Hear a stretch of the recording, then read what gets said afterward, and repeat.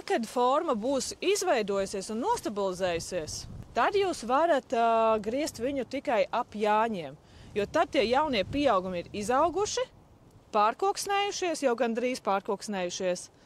Un, ja tajā laikā nogriezīsiet, tad nebūs vairs tik daudz enerģija jaunus veidot. Līdz ar to ilgāk stāvēs šī gala forma, ko jūs esat nogriezuši. Kā to biezumu dabūt tādu, kā šeit ir?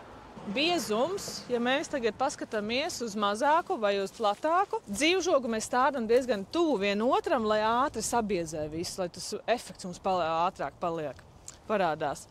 Tātad sānus jūs jau varat griezt savlaicīgi, lai viņš visu laiku augot cero. Visu laiku cero uz priekšu. Un tā jūs ik brītiņam atstājat mazu spraudziņu un griežat tik uz priekšu, un uz priekšu, un uz priekšu. Un tā katrs no tiem griezumiem saceros vēl vairāk un vēl vairāk. Tiklīdz jūs atstāsiet 10 centimetru gara pieaugumus, viņam parādīsies plikumi uzreiz. Jo cero tikai griezuma vietā galā pašā. Okay. Līdz ar to mums ir jāgriež, ja es šeit griežu, un mans mērķis ir viņu šeit, to gala rezultātu, tad es laižu tikai pat kādiem 3 centimetriem uz priekšu.